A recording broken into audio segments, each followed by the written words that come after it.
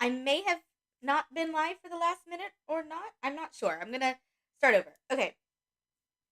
First of all, I'm sorry that I made you jump through hoops. Okay. I think we're actually live now. Okay, here we go. I am sorry that I made you jump through hoops to get here, friends. But I didn't want to just put this information out there for the general public to see because people do things like steal patterns, and I don't want to do that to Sinclair because I really love this pattern, and you should absolutely go pay them money for this pattern. And you should use my app link, which is in the description box. That way I get a little money too. It'd be nice.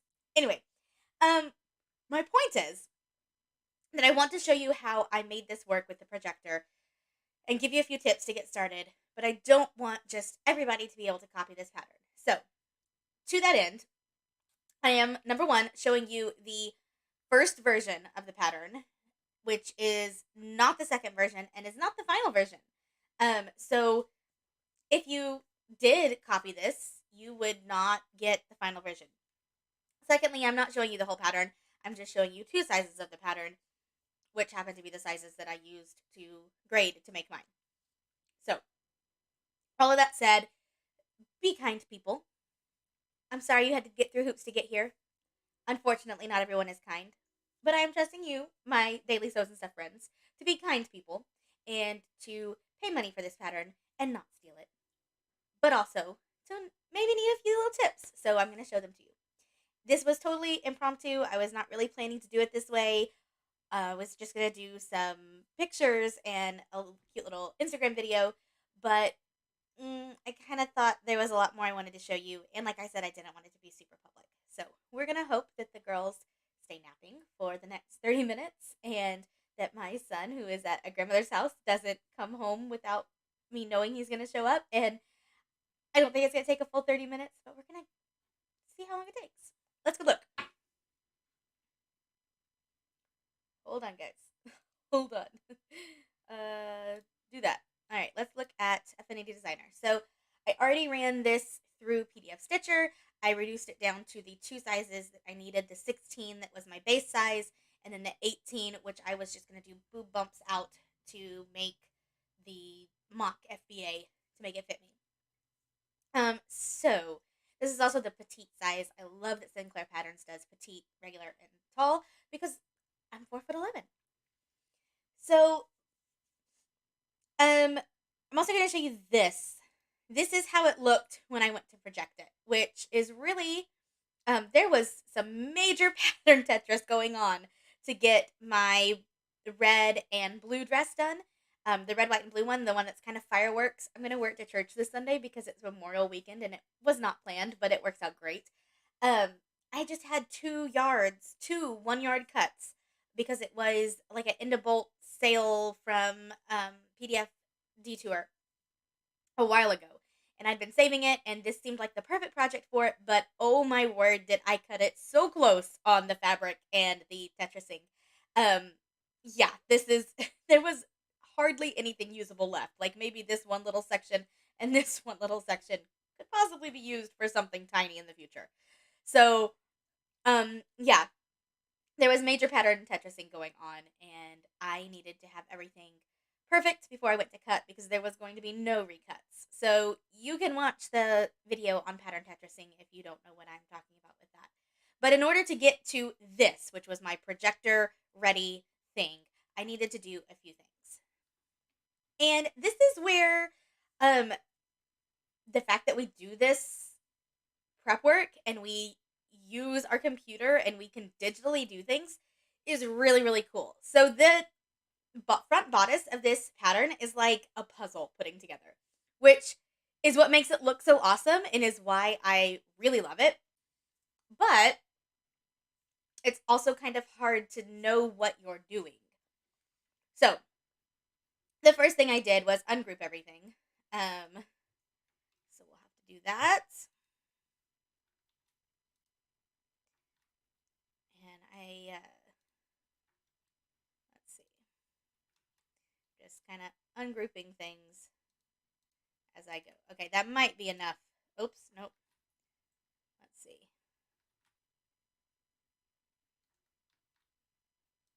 see if that's enough times to hit ungroup. All right, so this might be enough. The first thing I did was I knew I was making a sleeve list, so I went ahead and deleted the sleeve, which helped me just visually. And then I knew I would need all these other pieces, but I was doing the above knee length, so I went ahead and did the thing where you break lines and make the skirt. Let's get these two out of my way. And the back bodice was simple. It was just a one piece back bodice, and then there was the bands for the back neckline and for the arm side and for the pockets. So those were all really simple. I knew, how those were going to piece together. I moved them down out of my way, and I looked at this right here. And the other thing I did was I went ahead and I grouped everything by size over here in layers. I'm not going to go back and do that right now. But I wanted to know how these fit together so I would know how to do the FBA. So if I zoom in a little bit right here and you look, obviously these pieces are not all the exact same size, but where did I need to alter them to get more fullness in the bust, but not in the upper bust? So what I'm going to do right now, just for the sake of right this minute, is I'm going to go ahead and group these pieces with both sizes. I would not recommend you do that. I would recommend you have them in layers. Again, I have videos that show how to do that, and I don't really want to get into it right now. But then I took it and I basically digitally put the pattern together. So that looked to me like that was going to go there.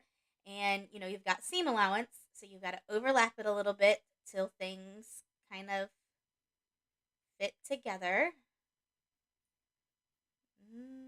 There, that seemed about right to me.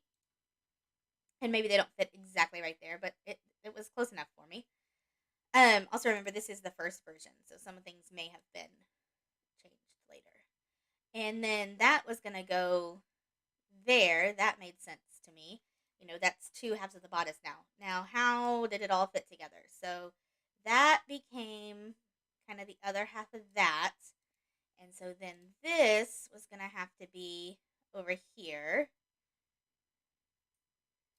And so I kind of played around with it until I had everything lined up. You've got to overlap things to simulate your seam allowance. And I'm literally just eyeballing that. And then let's see. Let's get this guy lined up because that seems like it's going to line up right there. And it does for the most part at the bottom. Shift it a little bit more. There we go. I was honestly probably about this careful as I did it. I wasn't just super concerned with perfection as I did this, because what I'm really trying to do here is I'm going to grab this one and this one. Just kind of visualize how this goes together. It's not about perfectly putting it together digitally. It's about visualizing how it goes together. Okay, so now if I can see, this is about how this is going to go together. This is about what my pattern is going to look like in the end, which was super cool to figure out and probably took me about that same amount of time. Then I could see, okay, which pieces do I need to alter to get that boob bump? So we can see that this piece right here, totally not going to be altered at all. This piece right here, I'm going to need to alter this part of it and kind of pull it out here to that neck size up. All right, cool. Now that piece is, that piece is done. That piece is ready. Now this piece right here, that one's not going to need any alterations. So that piece is done, it's ready. And then these two pieces right here, they overlap. And so they're both going to need to be altered. And I'm going to need to make sure that they kind of fit together in the end. So do like that, and then grab the other one, and do like that. And okay, like those two should fit together nicely now. And so now I've got each of my pieces. And so then I could go back and delete the bigger size that I don't need anymore because I just needed it for a gauge as to where to put my boob bump. So this was really helpful, obviously, because now I have the right pieces altered. But even if I was only doing one size, I think this was really, really helpful. This helped me know before I actually started cutting fabric, before I actually started any sort of construction, how are these pieces actually going to fit together? And is this really going to work? And how do I make this work? Um, so that was my number one, like, absolutely super helpful tip that I found. Now, another thing that you can do while they're all together is, if you maybe look at this, and this is not the final version, and I'm not sure, how the final version might be a little bit different. But if you look at this and you go, I want to make sure that I really get this fit together. I really don't want to miss anything. These pieces are a little bit similar and maybe a little bit confusing. How can I make sure that I get all my pieces just right? Then I think what you could do that would be really helpful, and kind of wish that I did the first time, is go through and add your own notches. You don't have to do the notches that only the designer put in there. You can add your own. And so, what I would probably just do is a line. Um, so put a line, straight across right there. Go to stroke, make it a thick line that you can see, but not so thick that it's, not helpful to you. And then, you're going to get a hold of each piece here that it would be a part of and make sure that that line is attached to that piece. So, um, that, so here, hold on. Could you select the piece I want you to? Thank you. So that has selected that piece for me. So then I can make sure that I, even add a separate line on top of it, um, and then group that with this line so that it's, break the line, put it together, whatever, so that it'll be all together in one thing. Or you can just group them. You'll just have to make sure you do several on top of each other. See how it's got one there still? You'll have to do several on top of each other so that they all end up on all the different pieces. And then another thing is that a lot of times these Sinclair patterns, I just don't like. I don't love the way the um, notches don't show super well. So you can just make them a little bit bigger or a different color or whatever else, just to make them show up a little bit better when you go to sew. Definitely 100% mark your fabric. Mark every notch in the fabric. I really love the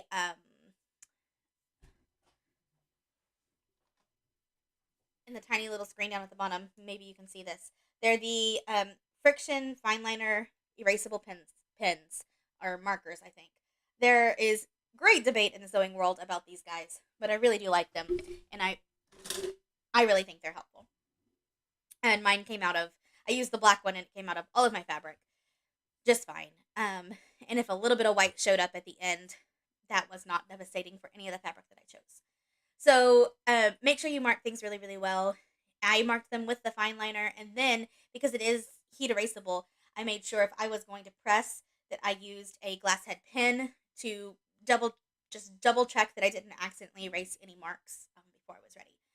The instructions are really, really good. I found it really easy to put together. Here, I'm going to make it where you can see my face again.